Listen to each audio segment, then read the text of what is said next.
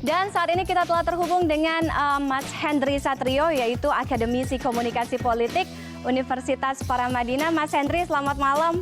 Selamat malam, Mbak. Apa kabar? Baik, Mas Hendry, kalau kita lihat apa yang dilakukan Presiden, misalnya sebelumnya ada merilis resmi situs atau akun YouTube-nya, kemudian berbelanja di Mangga 2. Kita lihat sendiri sih, Mas, kalau misalnya berbicara mengenai penggunaan media sosial misalnya oleh tokoh sekelas Pak Presiden nih, kita lihat sebenarnya apakah cara-cara digital seperti ini saat ini lebih efektif daripada kalau kita lihat cara old school, kalau dulu lewat media cetak atau televisi.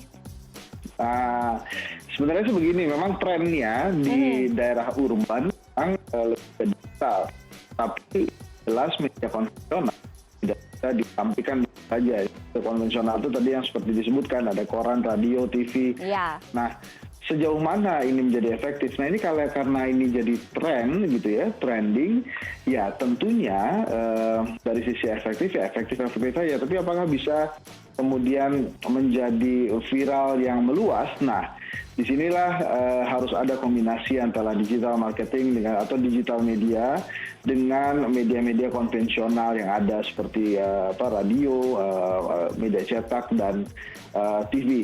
Ada beberapa case sebetulnya di Indonesia pernah terjadi bahwa ada viral di media sosial tapi tidak bisa berkembang dengan cepat sebelum ini diangkat atau diangkat oleh media-media konvensional. Jadi keduanya sih masih saja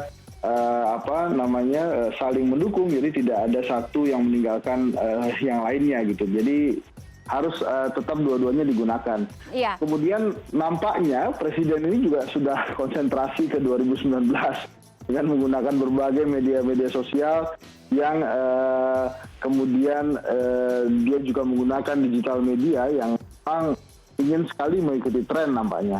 Apa ini berarti saya tangkap ini bisa juga jadi cara Presiden, cara Jokowi untuk membaca langkah politik untuk mencalonkan misalnya mungkin di masa yang akan datang sebagai Presiden lagi begitu?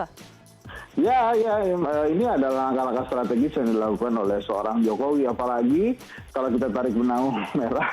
Ya, ini kemunculan YouTube ini juga berdekatan dengan kehebohan video meetinginnya Obama di Vietnam. Walaupun secara viral juga akhirnya kita menyaksikan juga betapa sibuknya para pengawal Obama pada saat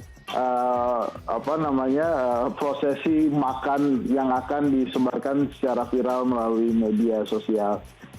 Oke, efektif bisa berarti mengarah atau berujung pada hal-hal positif, tapi bisa juga kan Mas ini bisa ditangkap sama publik, ini kok kayaknya cuma jadi atau sebatas hanya pencitraan aja, ini fungsinya sebenarnya apa? Karena kan bisa jadi kalau kita lihat YouTube mungkin berbeda dengan cara Presiden belusukan ke pasar atau ke tengah permukiman kumuh, ke permukiman masyarakat, ini kan tidak memunculkan interaksi dua arah begitu dengan masyarakat kan? Iya. Tapi karena ini merupakan tren yang ada di kelas menengah, jadi Presiden memang mencoba menyasar para tokoh-tokoh atau orang-orang yang berada di tatanan kelas menengah untuk menyampaikan apa yang ingin dia sampaikan ke masyarakat kepada masyarakat lain yang berada di level lebih bawah dari kelas menengah. Nah, inilah yang sedang dilakukan oleh Presiden. Yang kedua, selain itu adalah dia ingin sekali menggunakan tren media yang memang aktif sekali digunakan oleh para kelas menengah saat ini.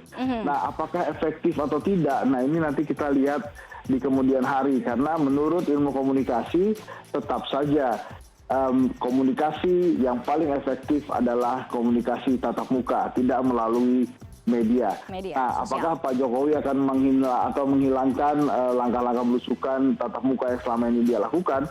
Kalau memang demikian benar apa adanya seperti itu, ya saya sih sangat menyayangkan karena memang tatap muka jauh lebih baik daripada melalui media walaupun melalui digital media sekalipun. Dan itu juga harusnya sudah menjadi ciri khas Jokowi dengan belusukannya ya? Ya, baik, betul sekali. Baik, terima kasih Mas Hendry Satrio atas waktunya malam hari ini bergabung di CNN Indonesia Connected. Kita lihat berarti ini Presiden mengambil langkah 1000 lebih awal ya.